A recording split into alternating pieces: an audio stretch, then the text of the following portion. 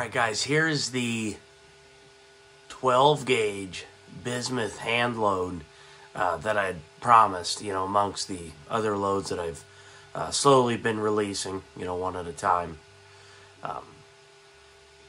I have this gun as, kind of part of the introduction here because this is what I happen to use this time. I don't really hunt with 12 gauge much for waterfowl anymore. But if I do, most likely this will be the 12 gauge that I take of the three that I do have for waterfowl hunting. I used all factory Browning Invector Plus chokes. This gun is a Browning Synergy, 30-inch barrels, 12 gauge, 3.5-inch chambers, and all these newer Brownings and Winchesters, at least in 12 gauge that I'm aware of, are backboard, meaning that they are overboard from 12 gauge dimensions, and I believe 12 gauge nominal dimension is 725 for an ID, and I believe that Invector Plus backboring is 743. It might be 742, but nonetheless, they've opened up the bore quite a bit, and I do believe it does help with patterns quite a bit. If you think about it, Mossberg did it back in the 80s when they developed the 3.5-inch chamber with the 835 series. I believe they actually touched 10 gauge dimensions. Now, what I'll do is I'll move over here and we'll just go through the patterns. So this is the 1.5 ounce number 2 bismuth 3-inch 12 gauge hand load that I've developed over, roughly it's been over probably about 6 months. I'd kind of work on it here and there. Loading bismuth was not quite as simple as I was kind of hoping it would be. I kind of ran into some snags, especially with 10 gauge. I was chasing velocity while also being just as concerned about pattern. I'm not crazy about velocity. I don't think you need 1450 or something like that, but I was chasing the 13 to 1350 ballpark. Now this is at 30 yards with a modified choke, and you can tell, that's a 3-foot wide piece of paper, 30-inch wide piece of paper roughly.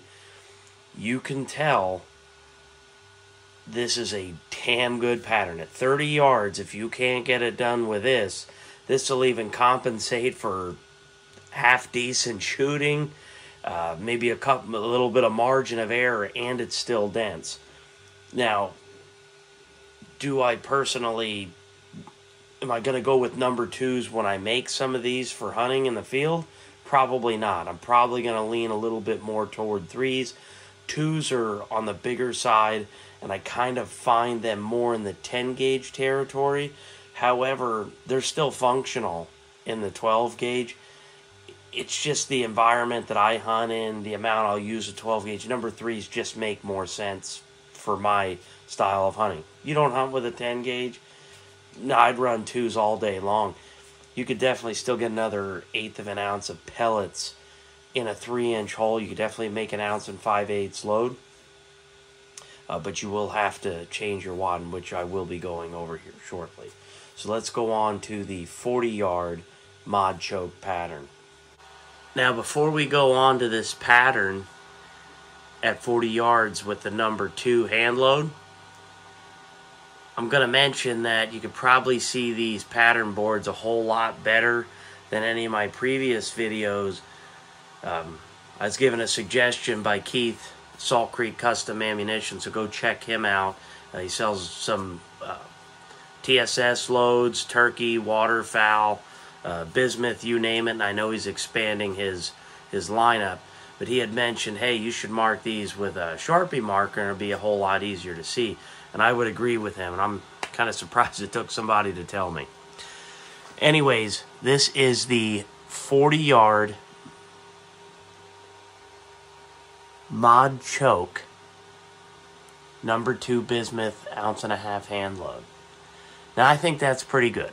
It is definitely a little spread out, but you know, there's only a couple spaces in there that I think a mallard might escape or something like that. You know, if you're shooting at buffle heads or teal, which I don't know why you'd be using number 2 bismuth, but if you were shooting a smaller duck, you know what, you might not get it. You know, it's pretty much covering almost this whole paper. It's definitely about a 30-inch circle for sure. A bulk of the pellets are in it, but it's spread out pretty evenly. I definitely think it's a good pattern, but that's why I then went on to the next 2 patterns with improved, modified, and full, because I realized mod just isn't going to quite, you know, keep this as tight as I'd like. So let's go on to improved, modified at 40 yards. Now, shame on me on this one. I definitely was a little high and a little left. I had performed all of these patterns, you know, 20 gauge, 12 gauge, 10 gauge, you know, steel, bismuth, etc. I did this all in one day. It was exhausting running back and forth, marking with a rangefinder, and, you know, drawing on each pattern, cutting each piece of paper, etc. But you can tell here, I'm a little high, definitely a little left. But this improved modified is quite a bit tighter than the mod. But there are some flyers, so kind of take the good with the bad. So let's go on to the full choke at 40 yards. Now check this one out. This is the full choke, 40 yards out of the Browning Synergy, 1.5 ounce number 2 bismuth hand load. This looks damn good. I can see a spot or two that I'm not real happy with, but I would say overall this is definitely less than 30 inches for the core of the pattern, and it looks damn good. It's very effective. You know, if you're that guy that you're hunting and you might get into geese, larger ducks, like I often do, this actually might be a better combination for you. Now, I'd imagine at 30 yards, this is probably pretty tight, but, you know, I guess it kind of depends the type of shooting and hunting that you find yourself in. In my case, I'm that 30 to 35 yard average range, sometimes approaching 40, not often under 25. So for me, I tend to run tighter chokes, but I've always kind of preferred tighter chokes and bigger pellets because I don't want to chase cripples. You know, I'm not interested in losing birds. So I want to do it as ethically and humane as possible. So this is the route that I go. So if I were to run this number 2 personally, which I probably will make a box or two, I'm definitely going to be running, I think, the full choke for the second barrel, and then probably modified choke on the first barrel. That is, once again, the beauty of having an over and under. I pretty much got this thing dialed in, and I know what I want. But I, once again, gonna lean a little bit more toward number 3s for 12 gauge, 4s for 20 gauge, 2s for 10 gauge. And that's just kind of the way that I sort of see bismuth as a whole. But I'm not entirely dissatisfied with steel like a lot of guys. So for me, I probably won't run as much bismuth as a lot of, you know, other guys, and I know it's become kind of big, and TSS is getting even more popular. I guess maybe I've just gotten better at understanding my effective range. Maybe I've gotten better at getting birds inside of my effective range. Maybe my shooting's better. You know, maybe it's all of the above. I don't 100% know. I can just tell you personally, I'm not completely dissatisfied with steel until I get into the 20 gauge. When I get into the 20 gauge, I have to admit it does the job. I guess for me, bismuth is probably what I'm going to hunt with primarily when I hunt with a 20 gauge. You know, if I could afford to run TSS all the time, okay, maybe I'd run TSS a little bit more. But let's go on to the components. how I made this load, and we'll kind of go from there. If you guys aren't familiar with these duck band series chokes from Browning, it's what they look like. They're factory choke tubes. They have the duck band on them. Even the cool little 1-800, number and all that stuff. Kind of cool. I don't know if these are better or worse than, other chokes. But you can tell from the patterns that I showed, they're pretty darn good, and I've got no reason to change anything. The only thing I have been thinking about is possibly bead blasting just the portion that extends past the muzzle, because they're a little shiny. Does it matter a lot? I don't know. It's just something that I think about, potentially getting them Cerakoted, but I'd probably just go with bead blasting. All right, so let's get on to the components, and I'll show you what I used first, and I'll also give you some options on potentially how to even improve it. So what I started with was these holes right here. I was just using old Kent once fired. These were some old Bismuth that they had. You can see going 1450. Here's some steel loads that were 1 1/4 ounce, 3-inch number 4s. I picked these things up. Some of these have been fired, I don't even know how many times, 5, 6 times. The Shadits in these 3-inch 12 gauge, they seem to be pretty durable compared to the 20 gauge and 10 gauge versions. I also ended up getting 2 bags of these from a guy near my old job. He was selling them on Facebook Classifieds. I got 2 bags for 10 bucks. He had a bad reloading experience, he said. So he sold them both for $10. He actually threw a bunch of stuff away. I guess he didn't quite know what he was doing and bulged a barrel, he told me. So I didn't ask any questions. 10 bucks, 2 of these bags, yeah, I'll take them. They got standard CX2000s in them, and they're clear. Kind of nice. So, like I said, we've went over the holes. Here's the primers I use. They also come in these pre-primed ones. You do whatever floats your boat.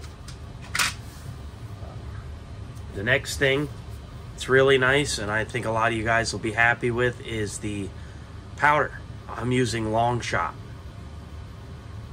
This is common. It's clean burning, easy to find. I mean, any place sells reloading components, they probably have this stuff. And it works real good. Certainly not my favorite powder. It definitely gets to pressure quicker than other options like Blue Dot. If you have Blue Dot, you'll get the FPS that I had to work to get to a whole lot easier without the pressure. But that's what this load is about, is common everyday components that you can go and purchase and not have to, pray to the reloading gods to find something. Next part is the wads. Now, these are just old wads that I have laying around, okay? Got these as part of a reloading deal, as many of the things that I have. Keep in mind, it does not have to be an actual Winchester AA wad from the 80s probably, okay? They still make these wads today in Claybuster. I'd highly suggest buying the Claybuster. There's nothing wrong with Claybuster wads. I've shot tens of thousands of them in sporting, and God knows how many hundreds or thousands in the field.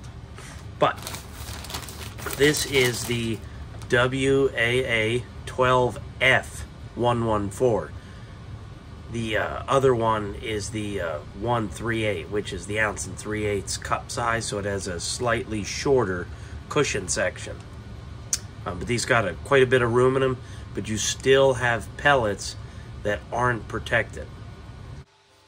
So the next thing that you'll need is some bismuth shot of your choice, okay? This is number 2. It is the Ballistic Products, the Sphero Bismuth, they call it. It is really round. It is tin plated. Wouldn't be the choice of tin that tin plating isn't the choice I would use if I was going to plate it, but nonetheless, that's what they chose. It is still effective from what I can tell, but maybe wouldn't be the first choice. I got a really good deal on this, so I bought it. The last step is this precision reloading PSB shot shell buffer, okay? I'm getting a little low here. It doesn't last that long because you use quite a bit of it. This is a spherical bismuth. It's a little on the dense side. It's very durable, very robust. It's definitely the best for the bigger shot. I wouldn't recommend it on 4s and larger, but pretty much 3s down, I would recommend this. It's better for that. But this is what I used. Now, I did miss something with the wads. I do flare the gas seal once again on these. These are meant for a tapered hull, and you are putting them into a straight hull. There's nothing wrong with that. There's data out the wazoo for it. However, you will get powder migration. Just flare the gas seal on these, and you will have no powder migration, I promise.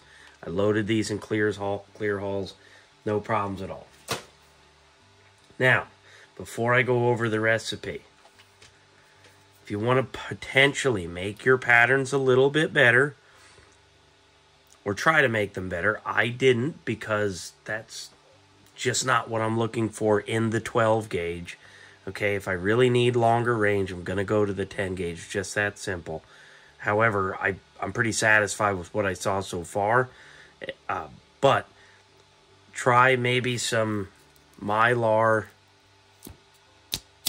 sheets.